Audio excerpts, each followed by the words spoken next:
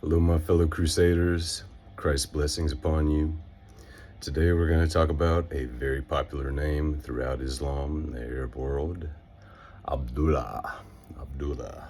What is Abdullah? What does Abdullah mean? Well, if you break it down in the original Arabic, slave, Dullah of Allah, slave of Allah. And I think this is very telling of the Islamic faith in general because it's all basically predicated upon slavery and subjugation.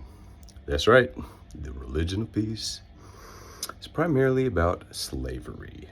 And the name Abdullah gives it all away. Abdullah, O slave of Allah.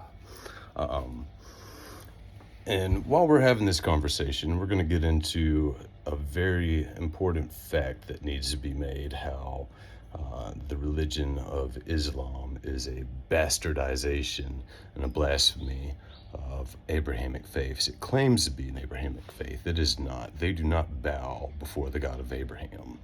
And it's all given away in the name Abdullah, slave of Allah, because according to Quranic principles, Allah neither begets nor is begotten. Allah has no children. Muslims do not say, "Our Father who art in heaven." No. Muslims are Abdullahs, slaves of Allah.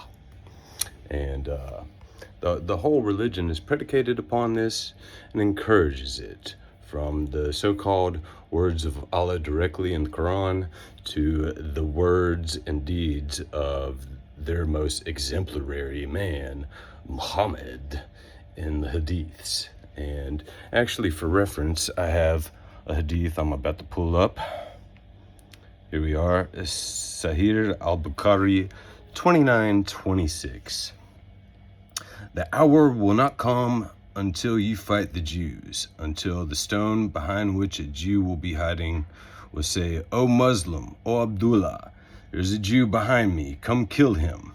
And in other translations it says a rock or a tree, except for one specific tree which will protect the Jews. And why is it particularly that the Muslims hate the Jews so much, and they're instructed to kill the Jews along with the Christians wherever they find them, wherever possible? Well, it goes right back to the fact that Allah is not the God of Abraham. Allah is a false God with a doctrine of slavery. And our God, the one true God of all heaven and earth and all creation, all time, all space, all reality, all that has been conceived, all that is yet to be conceived, that God is the God of liberation, is the God of freedom, is the God of truth and love. And that most merciful God gave us the very first Emancipation Proclamation, which he decreed through his parlay Moses, when he went and told Pharaoh, "Let my people go." And this is why we have the Sabbath, is a free people. The Sabbath was established that they may observe and respect it and carry it forward as a freed people, a people liberated from slavery. Out from the lands of Egypt, which is why, when people try to quote that Leviticus 19, be kind to the stranger in your own land because you were once strangers in the land of Egypt. Well, they were enslaved in Egypt. So the Bible is telling them that don't enslave these people coming into your land when they sojourn there. Okay, let's get things straight if you want to pull up biblical reference. So that's that. Our God is the God of liberation, the God of freedom, the God of love. Not the God of Abdullah, slave of Allah.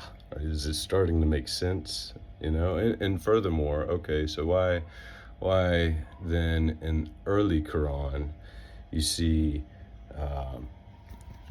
Allah and false prophet Muhammad giving reverence even and praise to the Jews and the Christians when they call us the people of the book? And it goes from calling us the people of the book to later in the Quran being the worst of creatures, who must be killed and terrorized until the final day of judgment. When who's supposed to come and judge us all? Oh, none other than, they say, Isa, which is the Arabic word for Jesus. You know, which they call him a prophet, not the Son of God, not God made flesh. And that's why they consider us Christians the lowest of the low, and that we should be killed for committing shirk, which is polytheism. They say us worshiping Jesus is polytheistic, not monotheistic. How wrong they are. But these are people who are content to name their children slaves because they have a slave mindset. Not the mindset of a freed people to be ruled under true God by civility and decency and love and mutual understanding and respect for each other and honesty and all those other wholesome virtues that are handed down directly from our Creator. Abdullah, slave of Allah. So it went from Muhammad and Allah praising the Jews until, because this is before he had really had a lot of interaction with them, this illiterate prophet. And he went to Medina because he was driven out from his own land because he was not accepted there when he tried to assert himself as boss over everyone. And went to Medina, and he told his tribe that followed with him, you know, that the Jews in Medina, they will recognize me, and they will authenticate me, they will vouch for me, and then you will know that I am God's messenger. And he went and presented himself to them, and they said, okay, well, you should be able to answer some very basic things for us if you are a true prophet. They knew that he wasn't, but they said, oh, we'll test you anyways. You come back the next day.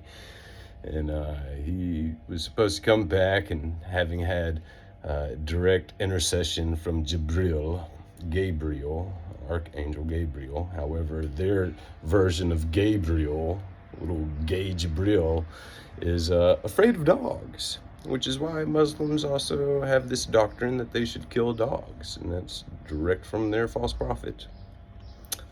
So slavery, sex slavery, the murder of dogs, which, by the way, they're trying to kill 3 million dogs in Morocco right now,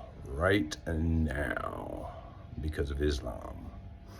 But this is what we're dealing with, people. O Abdullah, O slave of Allah, go behind the tree and kill the Jew hiding there. That's what they have in their. This is in their religious texts. It's disgusting. So the more you know,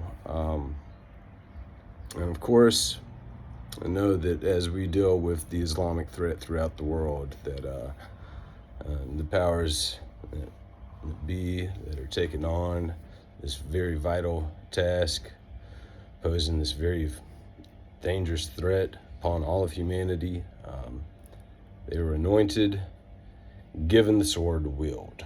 Romans 13:4. Anyways, people, much love. Appreciate you guys. And we'll end Psalms 144:1. Blessed be the Lord my rock, who trains my hands for war and my fingers for battle. Keep your hearts with Jesus. Don't ever bow to Allah or any of his Abdullah. Christ is King. Amen.